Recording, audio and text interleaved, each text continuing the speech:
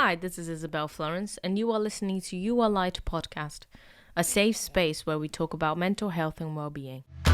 Hello, lovely. Welcome back. Thank you for being here. Today, we're going to talk about stuff. From the age of 18 till last year, I lived in London. And even though I moved almost every single year, I accumulated stuff. And I want to talk about this stuff today. I want to explore with you the relationship between the things that we keep, the things that we hoard, the things that we give away, the things that we declutter with our emotional well-being, our triggers, our attachment to things, our fears and our worries and our ideals and our priorities. I think it's very much correlated. So let's talk about it.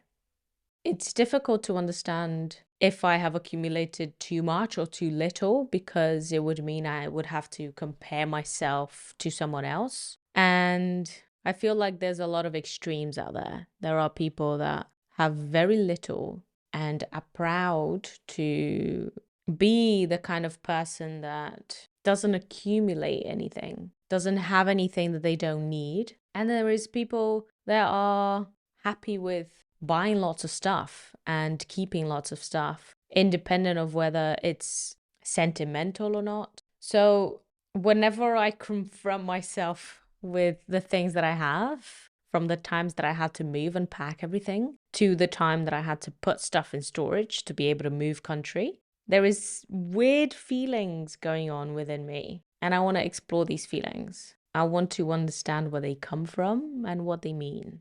I am someone who wants to live an intentional life, wants to live a life with purpose, a life with awareness of the things that I practice. And so I realized that my purchasing habits were mindless, or maybe started to become a little bit mindless and impulsive. And so I am confronted with the fact that I have a lot of things in another country that I have proven to myself that I don't need because I lived for a year without them. And I have become comfortable in a house that I know I'm going to live for another year in. And so I started to purchase more things. What do these things mean to me? I believe that the way that we relate to our things, our personal items, says a lot about us as well as our culture. So spend some time with me reflecting on how you feel about your things. How does that make you feel about yourself? And let's question ourselves. Let's reflect on what all of this means for us and what lessons can we learn from it. So first of all, we can try to understand what kind of relationship you have to your stuff. Do you feel like it creates more stress in your life and therefore you don't purchase much, or you don't keep as many things? Are you the kind of person that gets very sentimental about objects and want to keep everything for the memory of it, even though deep down you understand that your body will remember things? Your mind is powerful enough to give you that memory, and you don't need the thing. Are you the kind of person that loves getting rid of everything and is brutal when you declutter your home? Do you come from a background of scarcity with money, and therefore you feel like these items provide you with some security? All of these ways of being when it comes to our relationship to our stuff are valid. I don't want you to judge yourself for whatever way you are. I just want you to understand where it's coming from and whether it is healthy. Our values and our priorities are reflected in the things that we own, in the things that we keep, and in the things that we get rid of. And also in the way that we care for things. Are you someone who has had everything that you wanted, and therefore there's not a lot of care when it comes to your possessions? Or maybe you are someone who doesn't enjoy the 3D world as much. You live more in your spiritual self, and therefore it's difficult to stay attached to your things or to take care of your things. Our possessions can also be used to reflect our identities, our culture and our cultural backgrounds, our status in society. So Do you own certain things to solidify your status? Maybe to identify success to certain social groups in your life. And that's okay if you do. We're just taking time to be aware of it. Where does your attachment to things come from? Or the non attachment? What kind of objects do you believe provide you comfort and connection to your past? How do you care for those things? It's also interesting to think about how is culture affecting your relationship to your stuff. Do you live in a very materialistic society where success is defined by material possessions? Or maybe you live in a culture that prioritizes experiences. And so the materialistic side of things is more simple. I believe that I have been influenced by the people around me in the last year because I have moved from London, a city where people really show their success through their material possessions. It's a consumerist culture that I used to live in. And now I live by the beach where a lot of people don't even have houses and they live in their vans. They have very small amount of material possessions. They travel the world.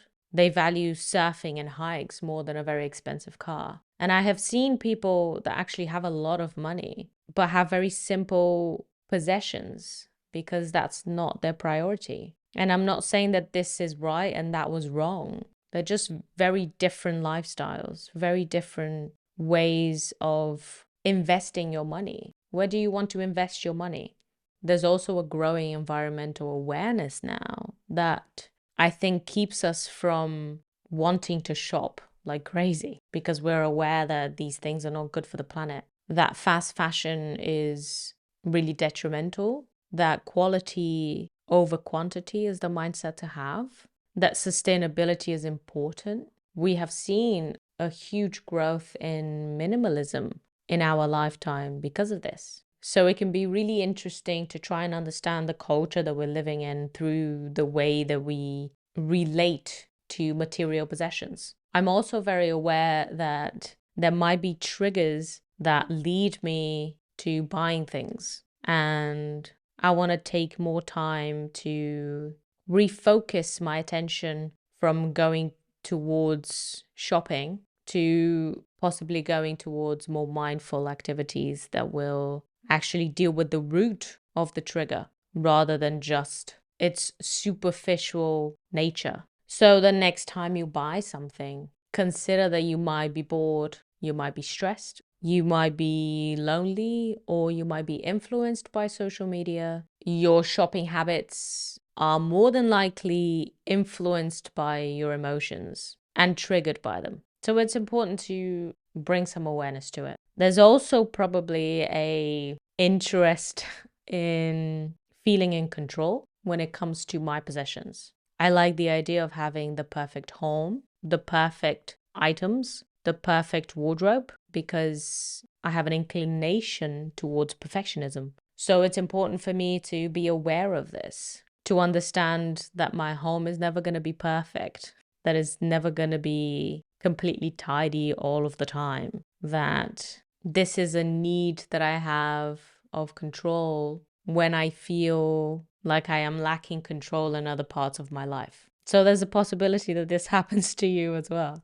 And that's okay. We're just here to see it. We're just here to become more aware of these trends. We have taken some time to bring awareness of the things that might be influencing our relationship to our stuff. What can we do to make it healthier? You can write the things that you are buying for a month, everything that you spend your money on. Just write it down. And in the end of the month, have a look. And maybe in 3 months, have a look at that list and consider taking note of the things that you still use, the things that you used once and then put it in a drawer, the things that you believe you didn't need. Another thing that you can do is instead of buying things when you have the impulse, put it in a wish list and take your time to make that decision to buy something, because that rush feeling might go away and you might realize that you don't actually need that thing, that maybe you were influenced by someone on TikTok. Yes, that has happened to me. Don't tell anyone.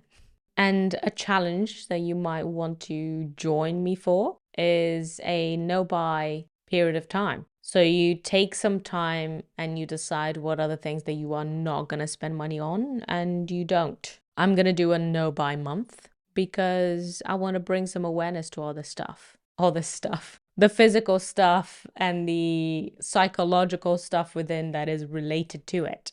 Haven't been paying a storage company for a year now because of things that I have accumulated in my life. It really makes me want to work on this relationship that I have with material possessions. And this is why I'm doing a no-buy month. I will be refraining from buying books because I know I have enough. And I have a lot of books that I haven't started reading yet. So I can focus on those. I will be canceling my subscriptions except for Spotify and anything that I might use for work. So things for this podcast, for example. I will not buy any clothes. I will not buy any plants. I will not buy any stationery. I will not buy anything related to any hobbies that I have or that I want to have, that I get the idea of building on a Tuesday evening and then buy all of the things for the hobby and then never start. Don't tell anyone. I will not buy any new cosmetic things, no skincare, no perfume. The idea there is that I can replace the things that I already have, but I am not buying anything new or trying anything new. When it comes to skincare, I know what works for me now. And I have to remember to keep that routine simple and not be influenced to buy new things. And if you want to join me on this no buy month challenge, you can. Send me a message on Instagram. Let me know that you're doing it. Let's do it together. We can motivate each other. The lesson behind this episode is that I know that I have everything that I need right now and I don't want to buy anything new. When it comes to food, I want to try a month where I don't buy anything that is not fresh. So I eat a lot of vegetables, I eat a lot of fruit. I can continue buying those, but when it comes to dry goods, I will use everything that I have in my kitchen and not buy a different type of lentil because I want to try it and then have a little bit of that packet and have the rest sitting in my cupboard for 3 months. It feels really exciting. I know that I'm going to hate it at some point, but I am curious to see what kind of habits I take forward with me. Because when I did a challenge where I didn't drink for 75 days, it meant that I stopped drinking till now. So let's see how I feel about this challenge and what are the things that I can take with me to my life. How can I become more aware of my relationship to stuff? I hope you join me. I love you very much, and I'll see you next time. Bye-bye. Thank you so much for listening. All the links are written down on the show notes, as well as resources for anyone struggling with their mental health. Don't forget to subscribe so you're notified when we release new episodes. Also, feel free to share our podcast with your friends and family. And if you'd like to get involved, explore our content, or support our work, visit our website www.yourlight.earth. That's yourlight.earth. Also, don't forget to follow us on Instagram at u.r.light. Have a wonderful week, and I'll see you next time.